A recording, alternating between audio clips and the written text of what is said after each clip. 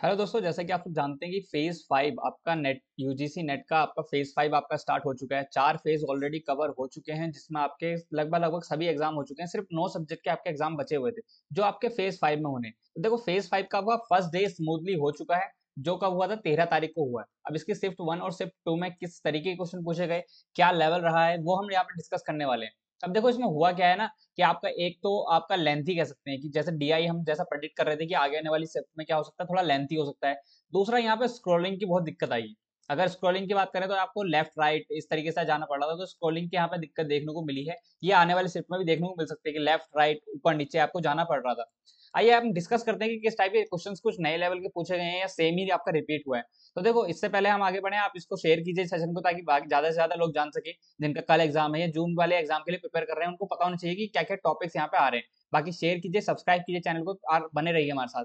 तो देखो, अगर हम बात करें सबसे पहले मैं डीआई की बात करता हूँ। बाकी सब यूनिट छोड़ते हैं, सीक्वेंस में ना जाके हम बात करते हैं सबसे पहले। तो डीआई आपकी आई है कॉम्प्लेक्स। ठीक है, कॉम्प्लेक्स का मतलब क्या है कि देखो, यहाँ पे जो कल का एग्जाम था ना, उसमें दो टेबल दी हुई थी। एक भी नहीं, दो टेबल दी हुई थी। यहाँ पे एक टेबल ये रही और एक टेबल ये रही। अब क्या क्या डाटा दे रखा था, जैसे पहले में तो ए से लेके एफ तक आपका दे रखा था डाटा, कि ये इस तरीके से कॉलेज गिवन थे और इनका डाटा था परसेंटेज में। ध्यान देंगे कि परसेंटेज में दे रखा था यहाँ पे डाटा। ठीक है, तो परसेंटेज से पहले आपको वैल्यू निकालनी होगी, फिर आपको क्वेश्चन सॉल्व करने होंगे। और दूसरी टेबल में आपको दे रखा था क्या, सेक्शंस दे रखे थे। ठीक है, सेक्शन दे रखे थे year wise, first year and second year. ठीक है ना, यहाँ पे फर्स्ट ईयर सेकंड ईयर कुछ इस तरीके से दे रखा था। ठीक है ना, तो ये आपके लिए इंपॉर्टेंट आता है। देखो, दो टेबल से यहाँ पे आपका क्वेश्चन बन रहा है। तो यहाँ पे ऑलरेडी कॉम्प्लेक्स है कि दो टेबल तो ऑलरेडी कॉम्प्लेक्स हो जाती है। अब देखो, दो टेबल से होने का मतलब क्या है कि आपको यहाँ पे स्क्रोलिंग की दिक्कत पड़नी थी, क्योंकि दो टेबल एक जगह तो आ नहीं सकती। तो क्या होगा था, आपको ऊपर नीचे दाएं बाएं करना हो रहा था। तो इससे क्या होता था, आपका टाइम थोड़ा ज्यादा लगता। तो यहाँ पे आप मान के चलिए कि आपको थोड़ा सा टाइम एक्स्ट्रा लगाना पड़ेगा आपका डीआई में। ठीक है ना, तो इसका ध्यान रखेंगे।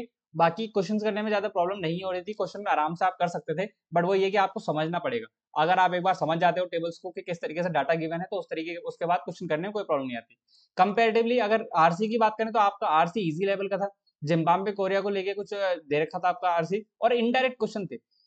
पैराग्राफ आपका इजी था, बट क्वेश्चन थोड़े इनडायरेक्ट थे। तो यहाँ पे भी आपको देख सकते हैं कि टाइम आपको ज्यादा नहीं लगेगा। टाइम यहाँ पे मैं कह रहा हूँ ना, इन दोनों को मिला के अगर आप टाइम कंपनसेट करें, तो आप 15 मिनट मान सकते हैं कि 15 मिनट में आपके दोनों हो जाएंगे। ठीक है ना, तो इसमें टेंशन लेने वाली बात नहीं है कि आपको कोई ज्यादा क्वेश्चन आ रहे हैं या बहुत हार्ड क्वेश्चन आ रहे हैं। क्वेश्चन सारे सॉल्वेबल हैं। बस ये है कि आपको वहाँ पे प्रेशर एब्जॉर्ब करना है। वहाँ पे ये नहीं कि पैनिक हो जाना है दो टेबल देख के, या बहुत बड़ा डीआई है या कॉम्प्लेक्स है, इस तरीके से नहीं सोचना है। आराम से आपको करना है, आराम से हो जाएंगे। ठीक है, आगे अगर हम बात करें टीचिंग एप्टीट्यूड की, तो देखो, इसमें स्वयं प्रभा से आपका क्वेश्चन बना है। स्वयं प्रभा में ऑलरेडी डिस्कस कर चुके हैं। देखो, इसमें क्या क्या पूछा था। स्वयं प्रभा में पूछा था कि आपका एक तो ब्रॉडकास्ट कहाँ से होता है, तो वाइजैक पूछा गया, हैदराबाद। तो हमने जब देखा था कि वाइजैक गांधीनगर से यहाँ पे इसका वो होता है, क्या बोलते हैं, ब्रॉडकास्टिंग होती है स्वयं प्रभा की। दूसरा, हमने देखा था इसमें कितने चैनल थे, 34। और यहाँ पे दे रखा था स्टेटमेंट में कितना, 37। तो ये स्टेटमेंट गलत हो जाएगी। तो इस तरीके से ट्रू फॉल्स पूछा था या स्टेटमेंट में क्वेश्चन था, तो आप इसको कर सकते हैं। बाकी मॉडल ऑफ टीचिंग से आपके क्वेश्चन बने हैं, ये आप आराम से क्वेश्चन सॉल्व कर सकते हैं। रिसर्च की बात करें तो research methods and research type same pattern हमारा रिपीट हो रहा है। रिसर्च के स्टेप वो भी सेम पैटर्न है। रिसर्च एथिक्स, सैम्पलिंग और वैलिडिटी, ये आपके इंपॉर्टेंट टॉपिक्स है जिनको आपको मर्ज करके क्वेश्चंस बन रहे हैं। ठीक है ना, बाकी रिसर्च एप्टीट्यूड के डायरेक्ट क्वेश्चन को देखने को नहीं मिला अभी तक बच्चों से। बाकी अगर हम बात करें कम्युनिकेशन की, तो देखो, कम्युनिकेशन क्या है आपका, एसिंक्रोनस कम्युनिकेशन से आपको क्वेश्चन बना है। सिंक्रोनस जो एक टाइम पे होता है, जैसे कि लाइव क्लास, जहाँ पे मैं भी बोल रहा होता हूँ और आप भी इंटरेक्ट कर रहे होते हैं। दूसरा क्या होता है, एसिंक्रोनस, जहाँ पे हमारा क्या होता है, इस तरीके से कह सकते हैं, चैटिंग कह सकते हैं या रिकॉर्डिंग क्लास कह सकते हैं। जैसे कि मैंने अपनी तरफ से डिलीवरी कर दी, फिर आप अपना रिस्पॉन्स करेंगे, फिर मैं कभी इसको देखूंगा, फिर मैं उसको रिस्पॉन्ड करूंगा। इस तरीके से आपका सिंक्रोनस कम्युनिकेशन चलता है। वहीं पे बात करें कॉन्सेप्ट ऑफ कम्युनिकेशन की, तो ये आपका क्वेश्चन बन रहे हैं। मॉडल ऑफ कम्युनिकेशन से क्वेश्चन बन रहे हैं। नॉन वर्बल कम्युनिकेशन से आपके काफी सारे क्वेश्चन देखने को मिल रहे हैं। वहीं पे अगर आईसीटी की बात करें, तो देखो, आईसीटी में आपका सेम जो आपका मेलिसिस कोड होते हैं, तो उसमें से एक क्या होता है, की लॉगर। की लॉगर में क्या होता है, देखो, की लॉगर में इस तरीके से होता है कि वायरस छोड़ दिया जाता है आपके फोन, मतलब वायरस टाइप का ही मान लीजिए इसको, कि आपका जो भी आप टाइप करेंगे ना, वो आपकी रिकॉर्ड करते रहता है एक्टिविटी। जैसे आपने ई टाइप किया तो वो रिकॉर्ड हो गया कि आपने ई टाइप किया, फिर आपने जी टाइप किया तो आपका रिकॉर्ड हो गया, जी हो गया। तो ये क्या होता है, ये एक तरीके से आपको जासूसी कर रहा होता है। तो इसको क्या बोलते हैं, स्पाईवेयर। ठीक है ना, तो यहाँ पे ऑप्शन में आपका दे भी रखा था कि ट्रोजन है, स्पाईवेयर है, इस तरीके से आपको क्वेश्चन दे रखा था। तो यहाँ पे क्या हो जाएगा, आपका स्पाईवेयर करेक्ट आंसर हो जाएगा। दूसरा, आपका रैम और रोम का कुछ मैचिंग में क्वेश्चन दे रखा था, ये आप आराम से कर सकते हैं, क्योंकि हमने पहले दिन से देख रहे हैं कि रैम और रोम पे बहुत ज्यादा क्वेश्चन बनते हैं। इनकी फुल फॉर्म आ सकती है, इनमें कौन सा फास्ट आता है, कौन सा मेन मेमोरी है, कौन सा सेकेंडरी मेमोरी है, इस तरीके से आपके क्वेश्चन यहाँ पे बनते रहते हैं। एमएस वर्ड से आपको क्वेश्चन देखने को मिल रहा है। इस बार एमएस ऑफिस आपसे काफी ज्यादा पूछा गया है। ठीक है ना, एमएस ऑफिस आपसे बहुत ज्यादा पूछा गया है। तो इसलिए इसको पढ़ के जाएंगे। आने वाली शिफ्ट में भी आपका 15 तारीख में भी आपका जो एग्जाम है, और अभी सेकंड शिफ्ट में या 14 तारीख को जो जिसका एग्जाम है, सबके लिए इंपॉर्टेंट होने वाला है। वहीं पे बात करें, एक स्टेटमेंट था जिसमें बाइनरी कन्वर्जन आपका दिया हुआ था, ठीक है ना, और उसमें क्या था, ट्रू फॉल्स बताना था। तो ये भी आपके लिए इंपॉर्टेंट रहता है कि आपको कन्वर्जन आना चाहिए। यहाँ पे ट्रू फॉल्स तो आप तब कर पाएंगे ना जब आपको कन्वर्जन आता होगा, ठीक है ना, तो इसके लिए कन्वर्जन करना जरूरी है। वहीं पे बात करें सीडी रोम से कुछ आपके क्वेश्चन बने हैं, मेमोरी अकॉर्डिंग टू स्पीड, ये आपकी मेमोरी हायरार्की से आपके क्वेश्चन बनते आए हैं, बाकी फुल फॉर्म से आपके क्वेश्चन बन रहे हैं। तो ये आपके लिए इंपॉर्टेंट है कि आप जो अभी तक टॉपिक्स आ रहे हैं उन्हीं से क्वेश्चन बन रहे हैं, तो इसलिए उनको जरूर देख के जाएं। वहीं पे अगर बात करें हायर एजुकेशन, तो देखो यहाँ पे भी कोई नया क्वेश्चन देखने को नहीं मिल रहा है।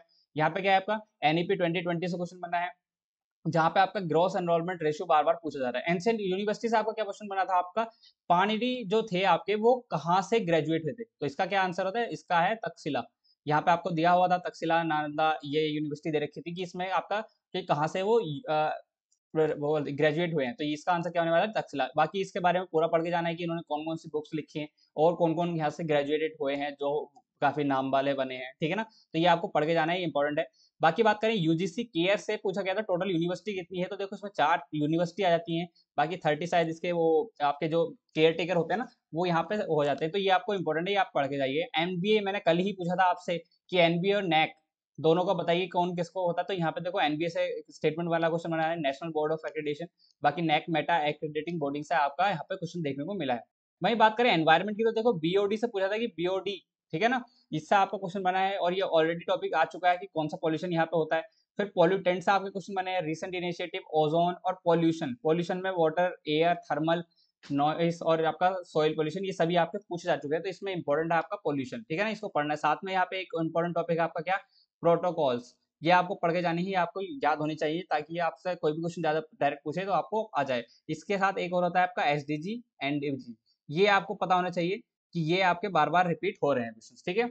आगे बढ़ते हैं, तो लॉजिकल रीजनिंग में आते हैं, तो देखो लॉजिकल रीजनिंग में क्या है, आपका फैलेसी बहुत ज्यादा इंपॉर्टेंट है। फैलेसी से 3 क्वेश्चन बने हैं, सीधा साधारण फैलेसी पूछा गया है हेताभास को लेके, बाकी इनफॉर्मल फॉर्मल फैलेसी से आपके क्वेश्चन बने। न्याय फिलोसफी आपका हर बार पूछा जा रहा है, हर सीट में लगभग लगभग पूछा जा रहा है। स्क्वायर ऑफ पॉपुलेशन में कॉन्ट्रेरी से आपका क्वेश्चन पूछा था कि यहाँ पे बोला था कि which both statement can't be true but can be false together, तो आपको पता होना चाहिए कि ए ई आई ओ इस तरीके का हमारा स्क्वायर ऑफ ऑपोजिशन चलता है, तो ये दोनों क्या होते हैं, ये दोनों हमारे कॉन्ट्रेरी होते हैं, ठीक है ना, ये हमारे कॉन्ट्रेरी होते हैं। तो इसमें क्या होता है, इनका रिलेशन क्या होता है कि दोनों ट्रू नहीं हो सकते साथ में, बट क्या होते हैं, फॉल्स हो सकते हैं, ठीक है, जब संभाला केस आता है।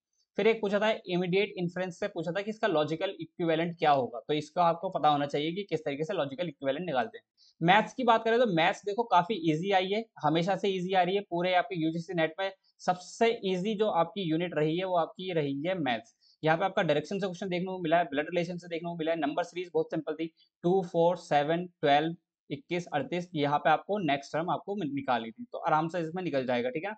गैप आप देख सकते हैं 2 का, 3 का, फिर आपका ये हो जाएगा 5 का गैप हो जाएगा, इस तरीके से आप यहाँ पे निकाल सकते हैं, 9 का गैप निकाल सकते हैं, ठीक है, इस तरीके से आपका गैप मतलब सीरीज बन रही है, तो आप आराम से यहाँ पे क्वेश्चन सॉल्व कर सकते हैं। एवरेज आपका रिपीट हो रहा है काफी बार, तो एवरेज से आपका क्वेश्चन बना है।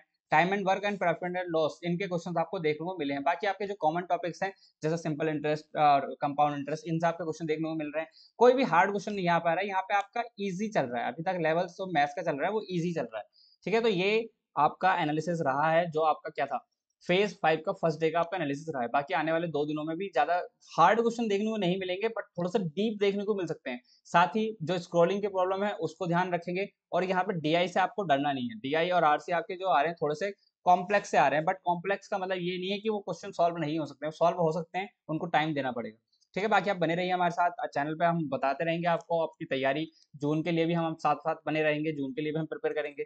बाकी आपको जो अगर लगता है कि ये सेशन यूजफुल रहा था तो लाइक कीजिए, शेयर कीजिए, बाकी सब्सक्राइब करिए और बने रहिए हमारे साथ। बाकी आप अपनी तैयारी करते रहिए। Thank you.